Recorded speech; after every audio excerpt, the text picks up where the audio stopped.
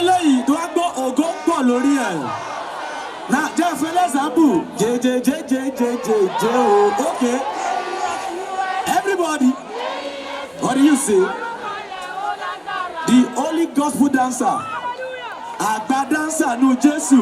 Ibadan, make some noise as we welcome the phenomenon Adeyinka Alaseyori. Ladies and gentlemen.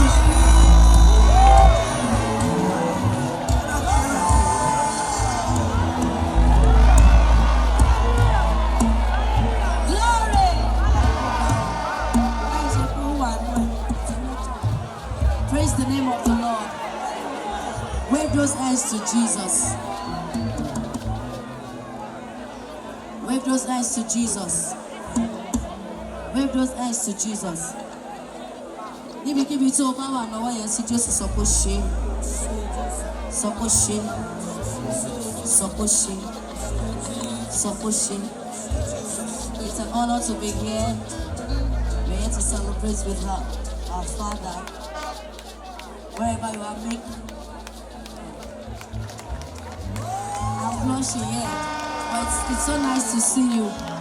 Lift your hands above your head to celebrate our Father, Babauta, Dr. Yinka Ayefele, as he celebrates Juda Mega Praise 2024. But I want you to tell God something beautiful. Sonto that's your Lord. Sonto that's your Lord. You wanna wo? Àti rékọjá kúrò ní January by à ń lọ sínú February. Ìwọ náà sọ pé ṣe. Àwọn kan bẹ̀rẹ̀ January wọn ò rí òfin. Sọ pé ṣe. Sọ pé ṣe. Sọ pé ṣe. Sọ pé ṣe. Sọ pé Jésù ṣe. Sọ pé Jésù ṣe. Àwa tí kò ṣẹlẹ̀ sí ẹ sọ pé ṣe. Ẹ̀yin tí ìbànújẹ́ ò wọnú ilé yín ẹ sọ pé ṣe. Ẹ̀yin tẹ́ jáde láyọ̀ tẹ́ wọlé láyọ̀ ẹ sọ pé ṣe. Ẹ̀yin tí àlàáfíà sọnù lọ́wọ́ yín ẹ sọ pé ṣe. Ẹni tó wà lẹ́gbẹ̀ẹ́ lè má sọ̀rọ̀. Ìwọ tó mọ̀ pé 2024 wàá gbéra nínú ògo sọ pé ṣe.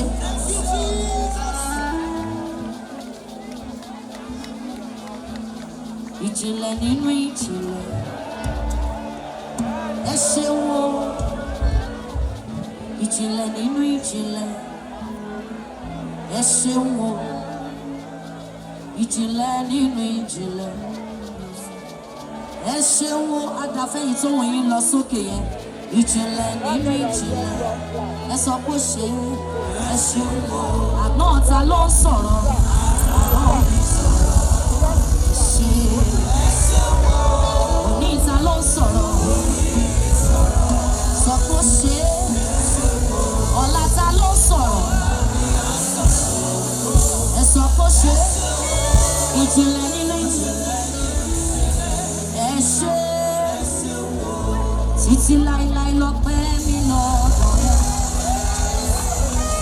Títí láíláí lọ́pẹ́ mi lọ́dọ̀ rẹ. Ẹ jájọ sọ bẹ́ẹ̀. Títí láíláí lọ́pẹ́ mi lọ́dọ̀ rẹ. Lọ́pẹ́ mi lọ́dọ̀ rẹ. Jésù. Jésù. Inú mi dùn torí mo rọ́jò òní. Your neighbor might not be grateful. Má fi rẹ̀ wẹ́ni tí ẹ jọ wá. Ìpele ògo tọ́lọ́run láàlẹ̀ fún ẹ lọ́dún yìí. Ẹni yẹn lè má lè bẹ́ẹ̀ wọnú ẹ̀. Bí ọwọ́ yẹn sókè. Inú mi dùn ọjọ́ òbí ṣojú. Congratulations. Ọ̀rẹ́ mọ̀ rẹ̀. Ayé mi bọ́lá fún ọ o. Jésù.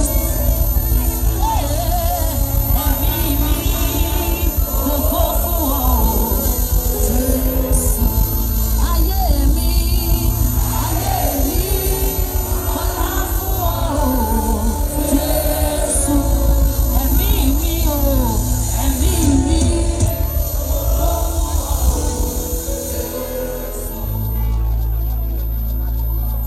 Ọba ni mi tó dá mi, tó mọ̀ mí o. God bless you, God bless you. Ọba tó ni mi tó dá mi, tó mọ̀ mí o. ìwọ náà sọ fún pé òun ló ní ó létò rere fún ẹ. Ọba tó ní bí tó mọ̀ bí ó. Yes, raise your sound. Ọba tó ní bí tó dá mi tó mọ̀ bí ó. Mo ro àròjinlẹ̀ lórí ayé o. Yes, ibi àánú báyé ẹjẹ́ àjọrò àròjinlẹ̀. Ìwọ tó orí mi tínú ẹ̀ dùn, nínú ògo láti máa gbúròó yín. Ìwọ tó ti ráwọ̀ tó ń kọrin lórí òkè yìí tí inú ẹ̀ ń dùn.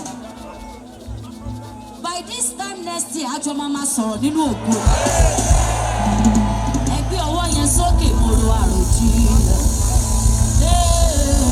Lórí ayé, ibi àánú bá yé mi dé. Àròjinlẹ̀ ni mo rò. Yeshua, Amashiach, Lion of Judah.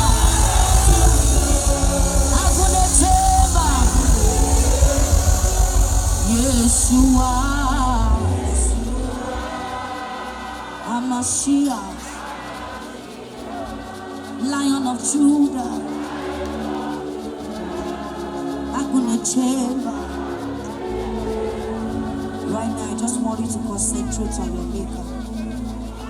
Your neighbor might not understand what you need from God this year, but you know what you have been asking from God this year. Yeshua, Amashiach, Lion of Judah, Agunecheba. Yeshua, Yeshua, Amashiach, Lion of Judah, Lion of Judah, Agunecheba. I walk with God the Father, walk with God the Son, walk with God the Spirit. Three of them join. I get it. I know the walk, I know the walk. I walk with God the Father, says. I walk with God the Father, walk with God the Son, walk with God the Spirit. Three of them join. I get back, I know they walk. I don't know what the enemy has planned for you this year, but you need to sing that song with assurance. Mi ò mọ̀ nǹkan tí Sátánì ti pinnu fún ẹ nínú ọdún yìí. Kò ní ṣẹlẹ̀ lórí yín, kò ní ṣẹlẹ̀ lórí èmi náà. I walk with God the Father, walk with God the Son, I walk with God the Spirit. Three of them join. I get back, If you know that song, sing it. I know the walk. Ibi tí mo gbà kọjá,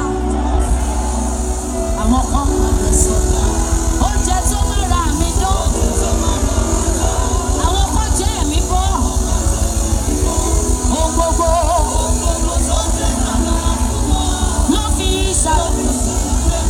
Torí mo rà àánú gbà, torí mo rà àánú gbà. Irú ìrírí tí mo rí làwọn kan rí. Ṣùgbọ́n àánú tí mo rí gbà wọ́n orí.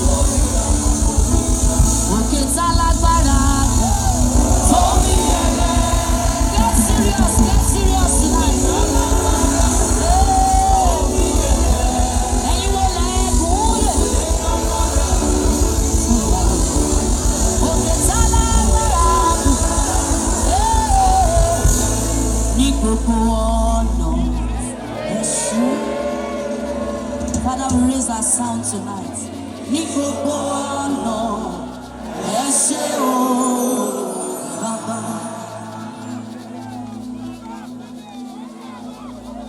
Tó o bá rẹ́ni tó ń ṣeré lákòókò yìí fílẹ̀. Ní gbogbo ọ̀nà ẹ̀ṣin. Ó jẹ́ múra sọ̀rọ̀ lé ayé rẹ. Yes, yes. Yes, you. What's up, let's see. It's not everybody. What's up, let's see. What's up, photo. What's up, people. Yes.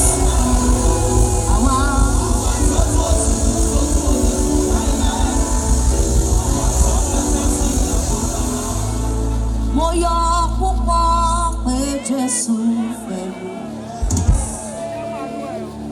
Jésù fẹ́ mi. Jésù fẹ́ mi. Mo yọ̀ púpọ̀ pé Jésù fẹ́ mi. Jésù fẹ́ irú mi. Tó bá tẹ̀lé èèyàn wá síbí láṣálẹ́ yìí, mo nílò kó o múra sọ̀rọ̀ ní ayé rẹ̀. Ìdí ni pé à ń pè nǹkan kan ní àṣálẹ́ àtúntò. Nínú ilé yín ó ṣeé ṣe kí àwọn èèyàn má máa rí ògo òkè lò. Ṣùgbọ́n ìwọ tó mọ̀ pé àyè wà lókè fún ẹ tí ilẹ̀ ti ṣú. This is the good news. Kò sẹ́ni tí Jésù ò fẹ́. He loves you. And he wants to use you. We are the generation that seek him, that seek his face, O God of Jacob. I want you to lift your hands and say, I am so glad that Jesus loves me. Jesus loves me. Yes, Jesus loves me. I am so glad.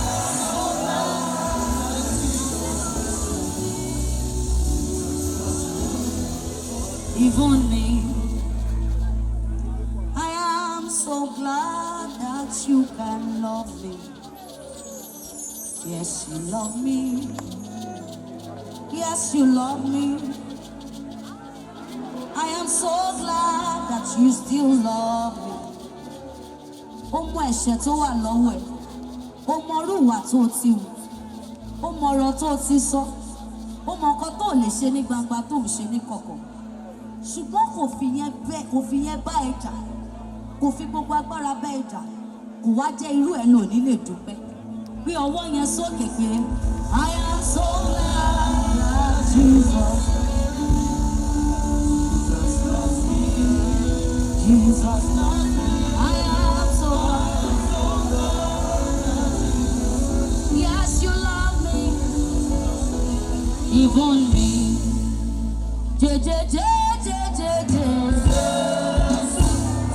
J-J-J-J-J-J-J-Yes-U-S J-Yes-U-S orúkọ yẹn ó lágbára o. Jésù ti Násárẹ́tì. Jésù ti Násárẹ́tì. Ó ti ràn mí lọ́wọ́, yes, sing it. Jésù ti Násárẹ́tì. Wọ́n ní kò sáyé lọ, ó wáyé fún mi lóko, ògbógbò fọ́lẹ̀. Yes, worship him, worship him. Ìyanu lorúkọ rẹ̀. I'll leave you with this song. Elohim Adonai. Yes. Elohim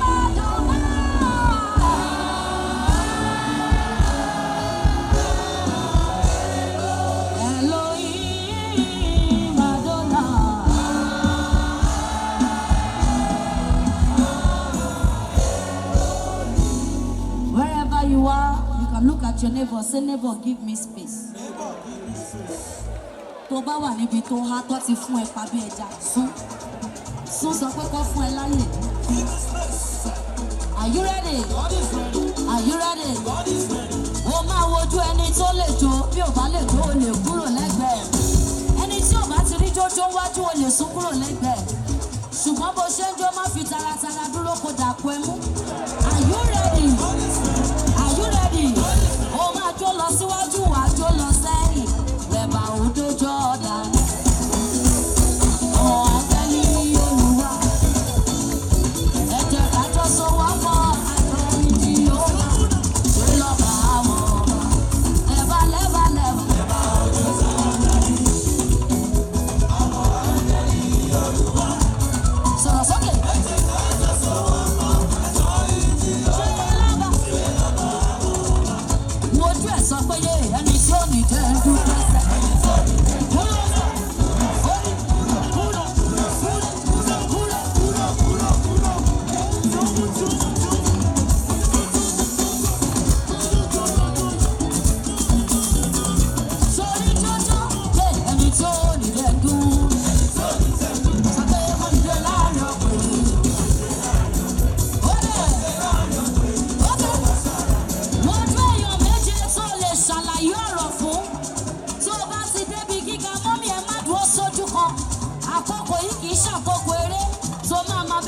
jọ wá ṣeré kúrò lẹ́gbẹ̀ẹ́ bí ẹni tó níbi rè wá sáré lọ síbi gíga sọ fún wọn pé bámi lókè mo ti wà lọ.